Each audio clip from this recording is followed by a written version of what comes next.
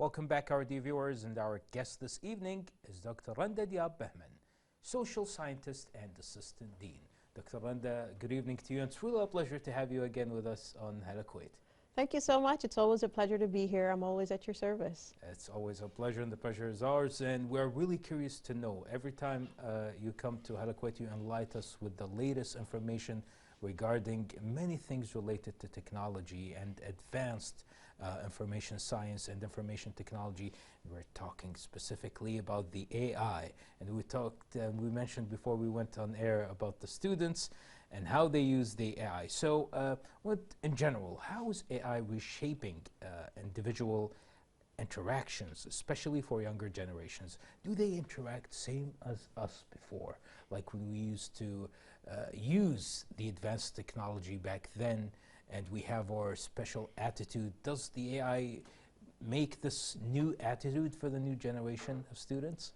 Absolutely. I think it goes across all the boards. It's not just the students. I think all stakeholders involved, whether they like it or not, they are directly or indirectly being exposed to AI to some degree. So what really was alarming to me as a social scientist, as a behavioral scientist, is that we are looking at trends that we normally look at. So we look at personality traits and whatnot just to measure over the generations how they are changing and for what reasons. So normally we would expect a more or less steady line that says, you know, the younger generation is based on certain factors, variables that normally we would take something like a personality test or something a bit more general. And then we say, well, how is it going? How does it compare to the previous generation? So the most alarming bit, and thank you for bringing these issues to the limelight, really. It is a bigger deal than we think. So one of the current issues that we're facing is that there's research that's been done that's telling us that there's a red flag being raised, that the personality of users, particularly the younger generation, is becoming stagnant to some degree and actually declining in terms of personality and cognitive traits. So cognitive traits are what we base our personality analysis on. So when I saw that red flag, I said, no, we have to investigate this and see what else is out there and what is actually going on. So one of the main findings, that this is a US-based study. Most of my research, in my research all across the different genres that I do research in when it comes to society, I like to contextualize. So take what it is that's been done outside and try to add our Arabian sense, our maybe golf, try to put it within our perspective as opposed to just a plug and play. So with that being said, I think, or the findings highlighted that there are certain aspects like conscientiousness, which means how aware you are. This is typically something we measure when we look at personality traits. So conscientiousness is on the decline, and that's a very alarming thing, because that leads us to abilities that, for example, include self-discipline. How conscious are you of your own behavior, let alone somebody else's? So it makes you less agreeable and whatnot. It's tied to so many things. So that's on the decline. And then you've got neuroticism, which is on the increase. Neuroticism has to do with the psychologically, the id, ego, the superego. So this is more of a self-inflated self, or like, I'm right and you're wrong. So it's the way it spells out in society or in the long run is that it hinders the person or the subject's progress towards maturity. So we call it almost like a retardation of maturity. So this is why I found this interesting, and I thought this would be something that we need to consider. Definitely, definitely. And you remember, Doctor, like in our generation, we were at school and we were students. Many things changed, and also in our daily lives. Like, for example, if we go in the mid-2000s and we saw someone driving beside us and they're talking and screaming and yelling at the car alone, they will definitely think that they're mad.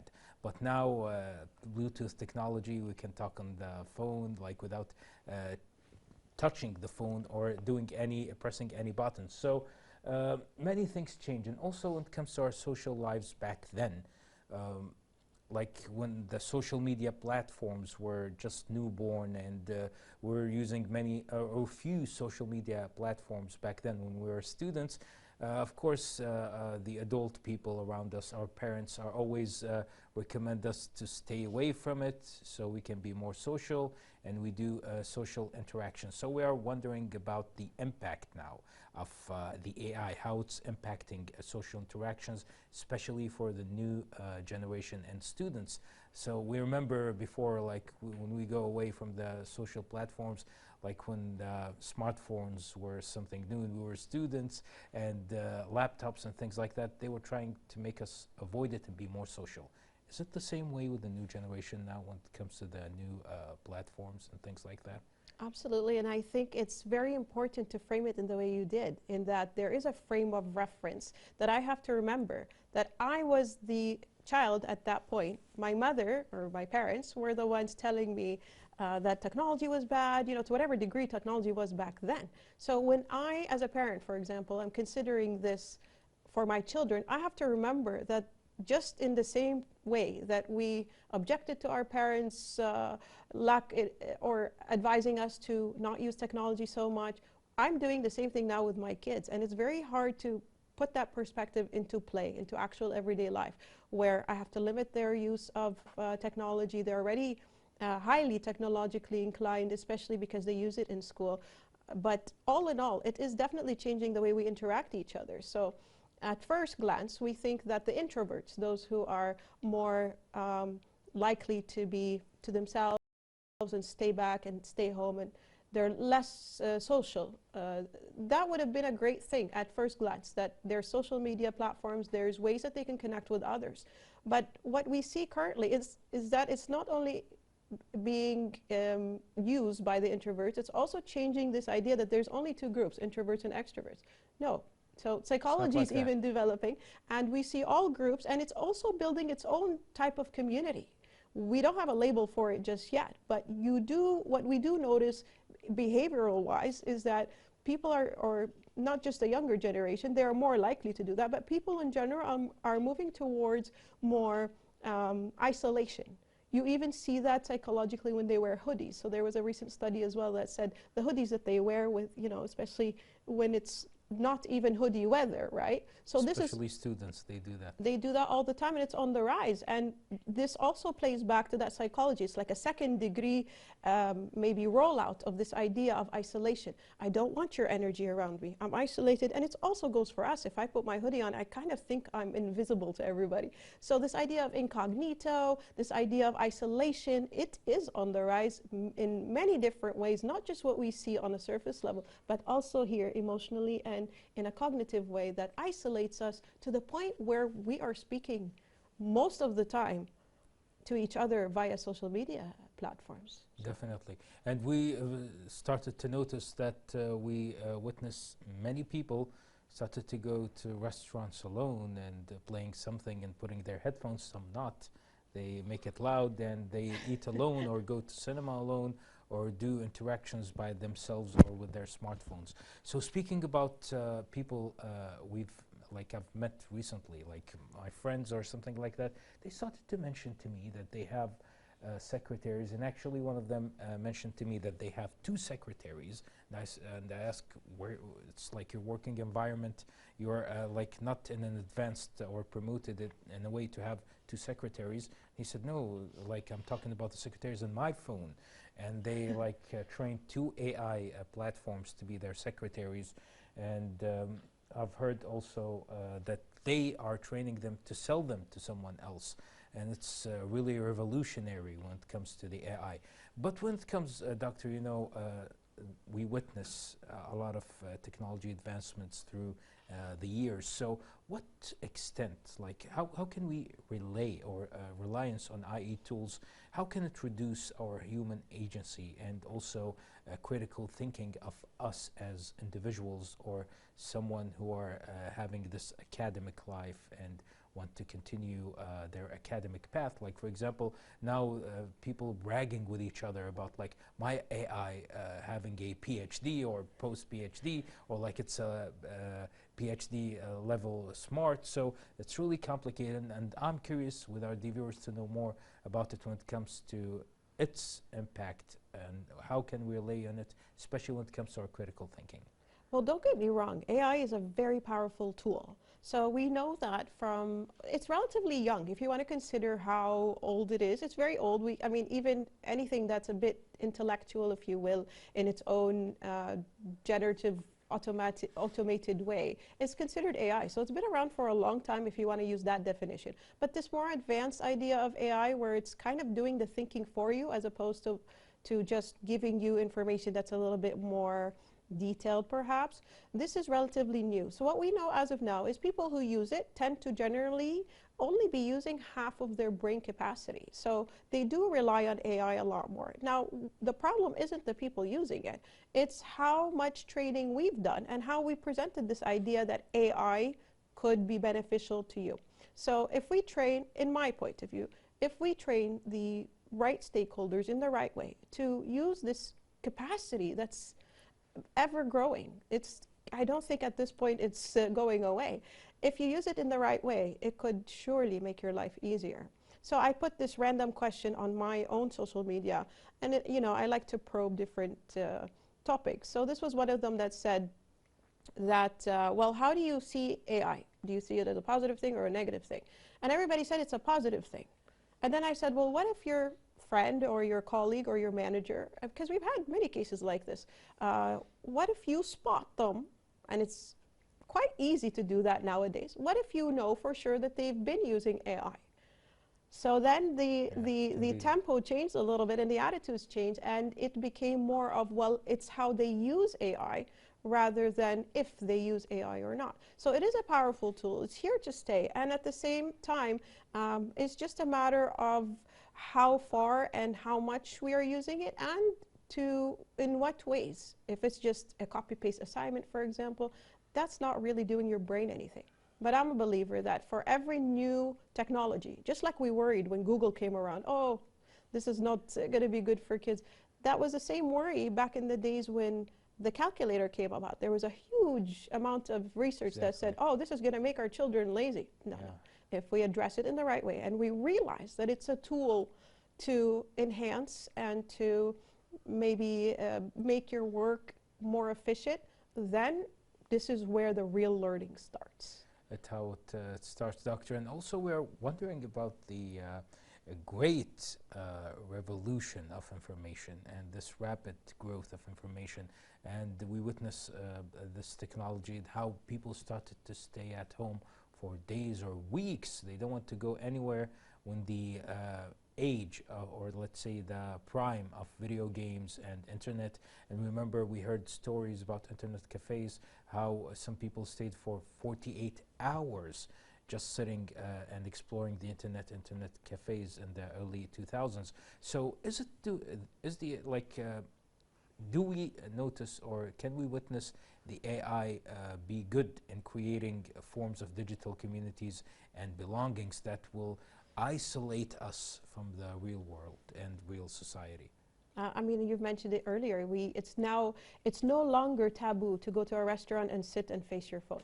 It's no longer taboo to, just completely zone out and there's a million people around you, but you're zoned into your phone. I joke around and I say, instead of actually going up to people, the priority for most people is if you call them. So even if you're sitting right now, I would call someone across the room because that's the best way to get their attention as opposed to come to them physically. So also, this idea of communities, yes, it has a vast reach, much more than any of us typical functioning human would be able to reach. So you've got these globalized communities, you've got these very specific niche of people who are able to connect. So in that way, it's a very positive thing, as well as for people who are socially retarded, for example, or have some kind of retardation per se, or not in any negative light, but they have some condition that can be. And on top of that, the fact that anxiety is on the rise as well. So hiding behind a screen is the ultimate way that you would probably go about easing off that anxiety when you are trying to help someone become more social. So there are plenty of ways that AI is helping us do that by connecting those worlds.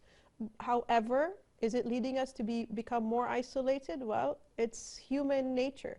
anything that you do consistently is going to become your habit. So for it to be facilitated in the way that it is, for it to be in that, to that vast amount of reach, you can reach anyone at any time basically, for it to have all of these multiple layers that are so ad hoc and so variable, ever-changing variables, it's not a surprise that you are bound to become isolated whether you like it or not. Definitely, and we really hope we have the social interactions through the help of the AI to create new ideas about many inventive things when it comes to students and also in our social life. And I believe we have a report now, Doctor, to share with our viewers. So we have a report now to share with you, then we'll be back with Dr. Randa. Stay with us. We are back, dear viewers, with our guest this evening, Dr. Randa Diab-Bahman, social scientist and assistant dean. Welcome back, Doctor, and such a great topic when it comes to the subject of the AI and the new generation of students and people who are planning to be leaders in many organizations in the future and have a great career and great ambition. So how can we handle the whole AI topic when it comes to students? And when we say students, we remember education and the academic life and post-high school and things like that. I think it's a great way to start, at least, to have these conversations on how to use AI. And I think it reminds me of perhaps something that was told to me at some point in life where, you know, perhaps if you had a swimming pool in your backyard, for example, and you've blocked it off and you made sure that nobody gets to it, you put 100 keys, but you know you have kids in the house. Would you want to teach them how to swim or not?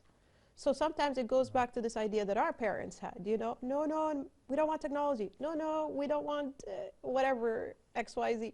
So in this case, we don't want AI. Well, it's there. So the best, whether it's us, it's all stakeholders, by the way. It's not just parents. We often say parents because that's where our mind goes. However, it takes a village. So it's multiple stakeholders, the educators, the regulators, the policymakers. Everybody needs to hop on board and realize that we can't just say, oh, here's our AI policy, no cheating, no plagiarism, so on and so forth. No, the best way, I believe, and from practice as well, I can't just sit around behind a desk and say, oh, here's the regulations for AI. No. My work is contextual in that it deals with behavioral elements and social elements that are or could be more related to Kuwait, for example, or the greater GCC region and so on and so forth. But that Arabian context is also important.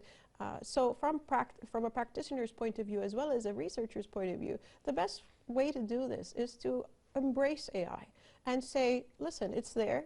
It's just like Google. This is the approach I take, at least. Use it as a search engine. It's an enhanced it's an enhanced search engine, and you start from there. Then you go into the ethics of it. Then you say, well, the input, the better the input, the better the output. Then you teach them about this AI and learning how to embed AI in the different elements, whether it be in engineering and whatnot. So it's a complex, maybe, equation, and to address it just from one angle and say, no, cheating, it's just not the right thing to do. It's, you know, we have to embrace it. We have to make sure that the learners and all stakeholders involved in education, in society in general, because I can't just say education is the one responsible for this. So I think it's our best bet moving forward to embrace it in a way that is collective as well as contextual in the different interpretations of that. Exactly. And Doctor, what can you say to students or senior people who approach you in many occasions, many events, many exhibitions, many activities? They just want a simple answer, and they want to ask you a simple question, that what kind of advice you would like to share with them and the other people when it comes to using AI? Again, it's about how you use it. It's a great tool. Believe me, I use it all the time, whether I like to admit it or not. Do I use it to copy paste things? No. But do I use it, for example, as you said, as like a secretary type of admin work? this is redundant for me. So I would use it to put, for example, a bunch of numbers and say, could you find me patterns, for example? This is machine learning. Is this, I would give them some kind of data set and say, well, can you, just put it in a table format? So it could be used for formatting, it could be used for research as well, where it does give me there are different softwares that do give us, or programs that do give us some legit research aid, as if I were to compare back in the day, we'd go to the library. Nowadays, at least, within the past 20 years, I could look online for these massive databases. We have digital libraries also. Correct. So instead of me spending these hours, and I know it's redundant work, it's not about collecting data from the different sources. It's about what you do with it. And I think that's where, again, the learning starts. So all in all, my advice is you have to embrace it. Try to do that gradually, not just, oh, well, I have ChatGPT or whatever, copy paste. No, it's the better the input that you're giving it, the better the output. We know it's not 100% reliable, so even sources, if I were to ask it to give me source, I will definitely recommend that they double check all of that. But in terms of usage, when it comes to, for example, machine learning and whatnot, I mean, this is a gift that's been given to us. So. Exactly, Doctor. And many, like we've witnessed and we read about many technology advanced tools, like before we were born and during our lives, that vanished.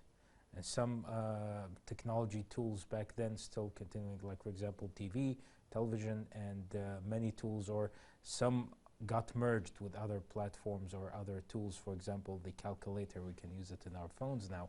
So when it comes to the AI, is AI here to stay?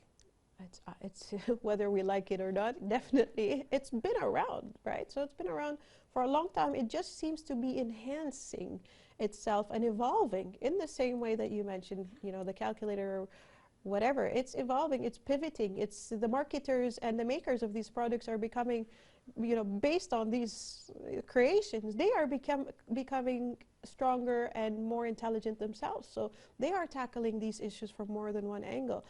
Some of the biggest names out there that are dealing with AI, they've got multiple platforms, and the main idea is to just collect as much data as you possibly could, because that's where the future, the what do they call it, the black gold or something. Sorry, that's oil. This is the alternative to black gold. So the new black gold is data. So data, information is power, as they say. Information is power, and I think our great ancestors had it right, where before all of this technology, you would have the elders, especially the ladies who would sit at home, and they would be, hearing everything that's going on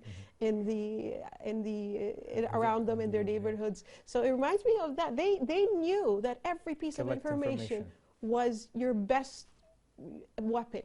So imagine that, that ideal is still there, but now it's automated and we see the outcome. Exactly, Doc. And sometimes the AI can trick us. If they don't know the question we're asking them, they try to drag us to share with them the information. They can save it in their data and their system. We are really thankful to you, Doctor, for being this evening with us. But before we end this amazing and inspiring interview, we'd like to have, please, from your behalf, last word for everyone watching us tonight. Whatever I said today, I hope didn't come across as if I was not wanting or promoting the idea that AI could be useful. And I think with everything, especially that it's relatively new, if you will, it's a double-edged sword. We just have to pay attention. The reason why I wanted to bring this to the limelight was that there are consequences that are perhaps underlying, and we see them in indicators that are perhaps far away from the AI world. So if I'm talking about this cognitive traits, for example, there's no direct consequence, for example, but when I see that declining, something such as conscientiousness, I know that it will impact something that is socially related in a direct and correlated way to that decline. So if I see something on the rise that's violence, for example, these are the flags that we need to raise. So keeping an eye is what my message is here today. Exactly. We're really thankful to you, Doctor, again for being this evening with us on Hala Kuwait. We wish you the best of luck with the future endeavors and also the best of luck of the new academic year. And congratulations for being, inshallah, the present future dean of your university, and or it's the current dean now of the university, Doctor. Yes, sir. Yeah, it is. well, Thank you. Best of luck to you, and wish you the best of luck with future endeavors, Doctor. So, dear viewers, we just had with us Dr. Randa Diab-Bahman, social scientist and assistant dean. Let's share with you now our third report of the evening, then we'll be back. Stay with us.